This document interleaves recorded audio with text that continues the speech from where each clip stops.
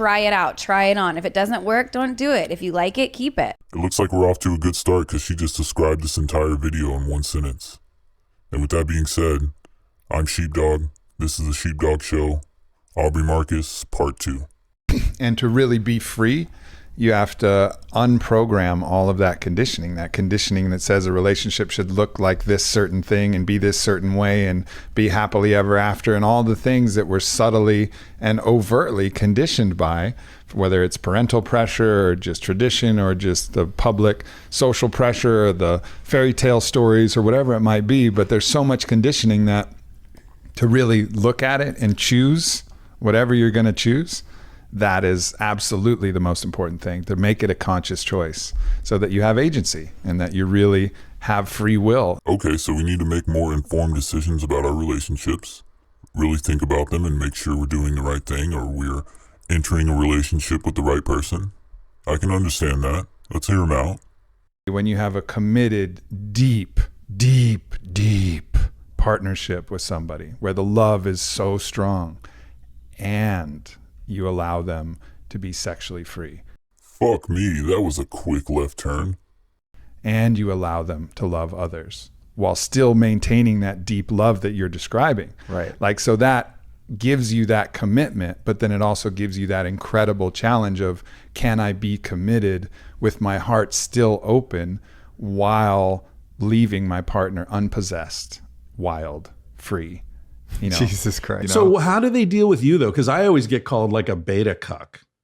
You know, that's the way. Every time I'm on Rogan's show, I get all this like, you baby's a fucking beta cuck. Like, yeah, I don't know.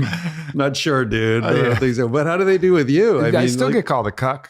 You know, I think that's So like you're an alpha cuck? I guess so. That'd be a good t-shirt for you. Alpha cuck. Alpha cuck. I guess that's the insult, right? That's the way to say this person is different. Yeah. And that's why they're into that, because it's fucking terrifying to them. Oh, I love the the thought that words. their girl might want to fuck somebody else. Yeah, dude, that's totally it. You're just different. And people call you a cuck because they're afraid of your lifestyle. What a dork. Where I get validation is when a woman will share things with me she's afraid to share with other dudes. That's what makes me feel special. And often what she's sharing is like, I'd like to fuck other dudes, or you know what I mean? Or something like, I'd like a triple penetration. Yeah, I think exactly. about that. It I've turns thought me about on. fucking your buddies. And I'm like, yeah, okay, I'll talk to my buddies. But it's like that. That's how I deal with it. My Aikido move is like, I'm special because I'm the guy who's not threatened by that shit, Right, you know? And, right. and I would encourage other guys to, adopt that posture because it's great. Yes, of course, let's just encourage men to be spineless weirdos. I promise, no woman will ever truly respect you with that attitude. That kind of confidence is like fucking fiery, sexy. You know, when you're just like, no, I'm not threatened by that. Right. You know, now if someone, and you combine that with, but sweetie, if someone's trying to hurt you, Oh yeah. I'll come after them. Right. You better watch out, guys. He knows Aikido. You know, I'll be on them in a fucking second, but someone's trying to give you pleasure.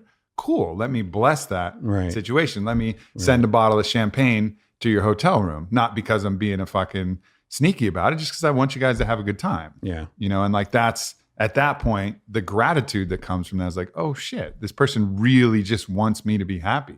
And it gets back to that earlier thing of this guy sees me. Sees me. Exactly. You don't have to be okay with your girl fucking other dudes for her to feel seen.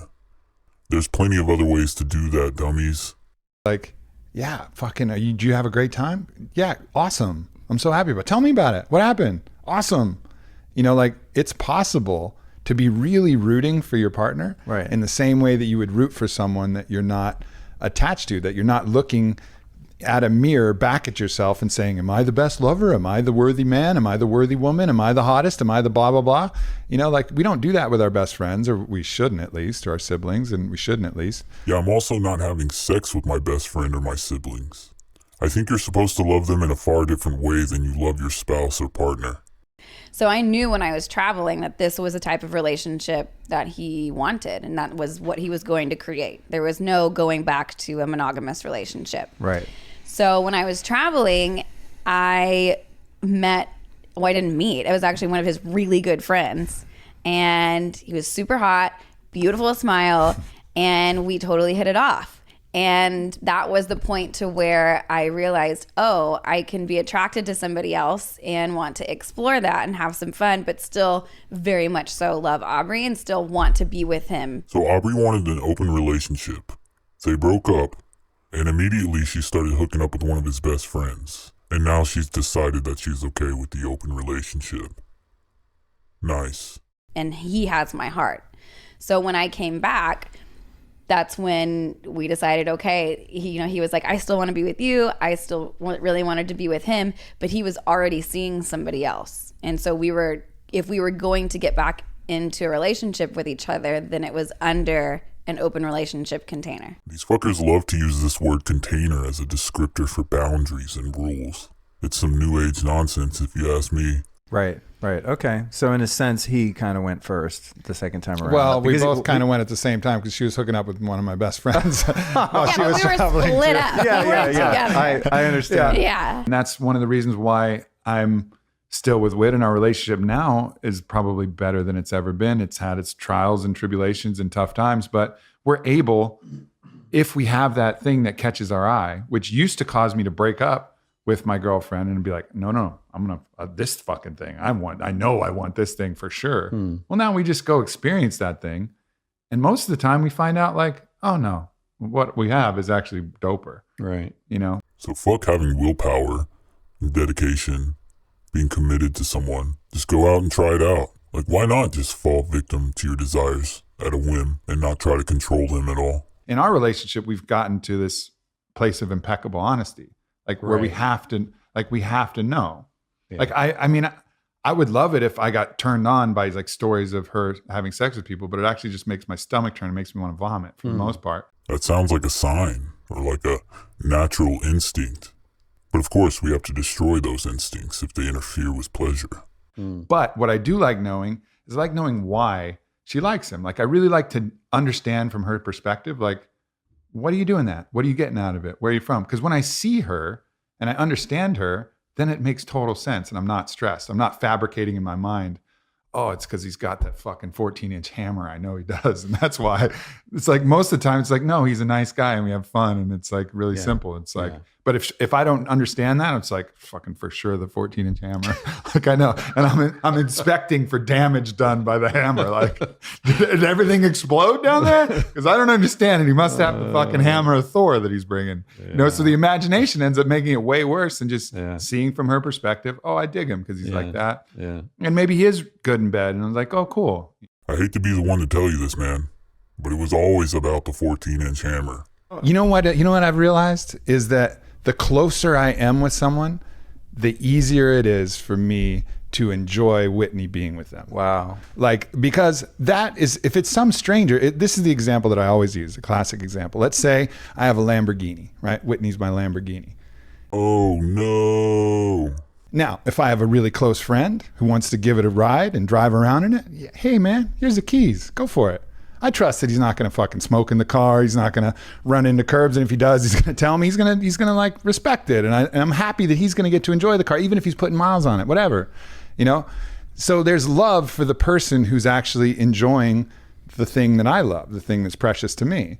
And so that actually makes it easier on both sides, but we think it makes it harder because we know them. So we want to like not look at it, but it's way easier when you can love both sides of the equation and be happy for both, in this case, Whitney and the person that she's with, and be like, oh, I'm glad that Whitney's having a good time. And I'm glad that my homie's having a good time too, like double win. Whereas if it's a stranger, you're like, I wonder what the fuck is happening. I wonder what he's thinking. I wonder what ideas he might be planning. I wonder if he's playing seductive games. I wonder if blah, blah, blah. I wonder if he's going to leave her healthier, wholer, more inspired than when he found her. You start to have these questions. That becomes a really interesting challenge because as the relationship onboards, there's a lot of connection, a lot of presence, a lot of focus, a lot of obsession, a lot of this stuff that will come on board. And it takes a lot of experience, was what we're learning, to have the grace to allow that and the communication to understand that and to really give permission, from a very conscious, aware place to allow that love to take its course, knowing that that love may supplant the amount of time, the amount of resources, the amount of attention that's available, but having the grace to allow that if that's in the highest good. And then on both sides, just tracking what's happening and then communicating it as efficiently and effectively as possible. This just sounds like straight up torture. It seems like such a clinical, sterile way to build a relationship. It's fucking weird.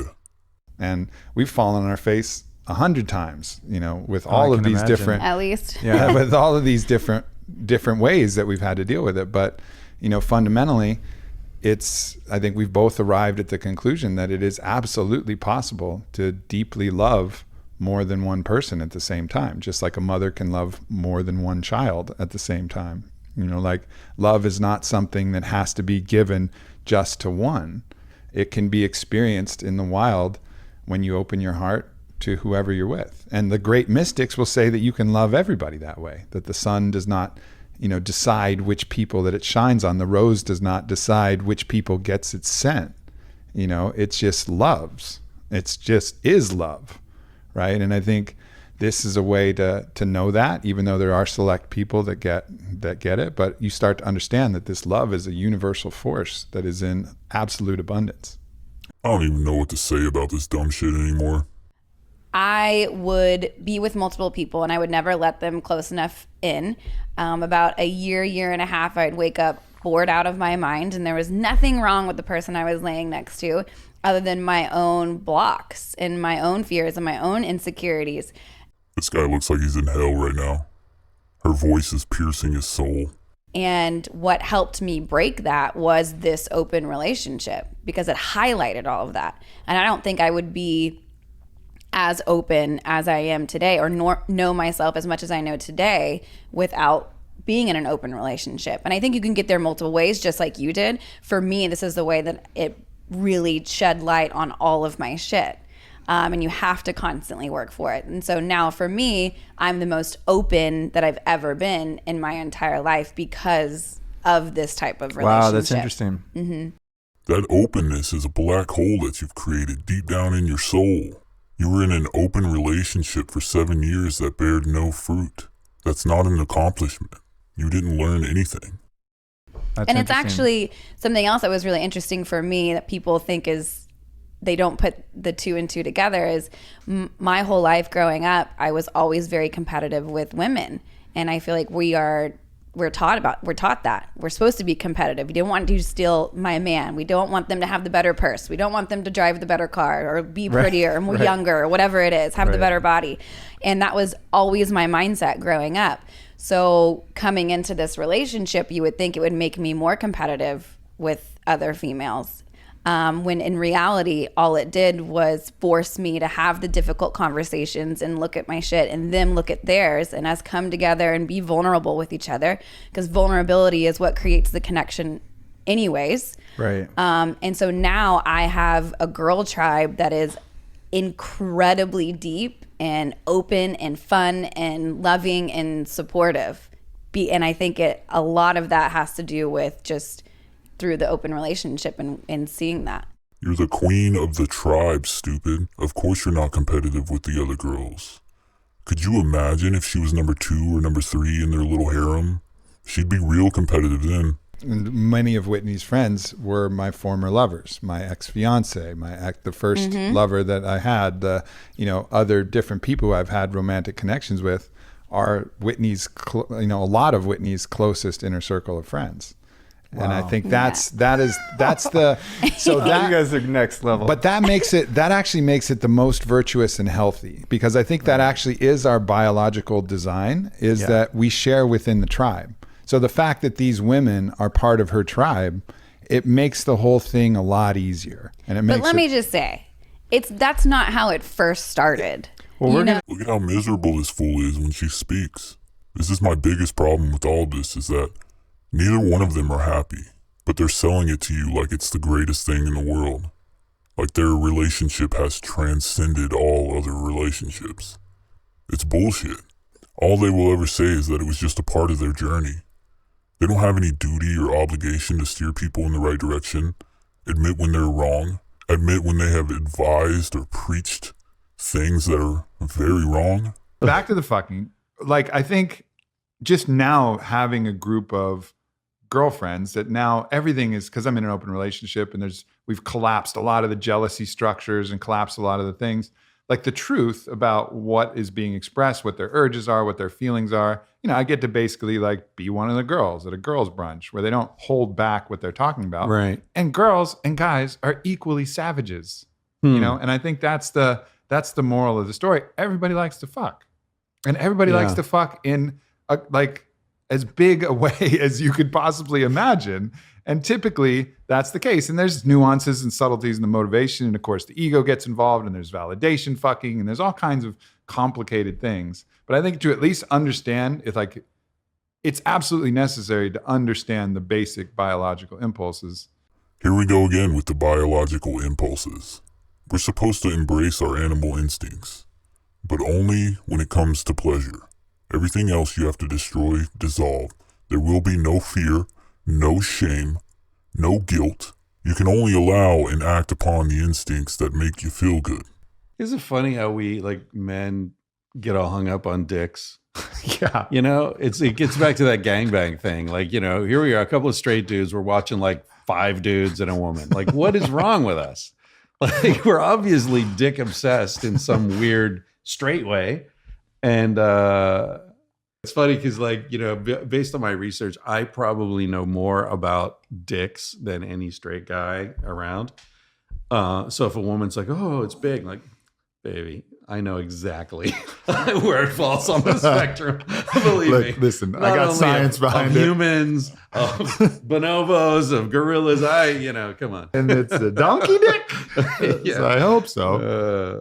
I don't know how at this point you could be a guy, any sort of guy, and not understand what's going on here now.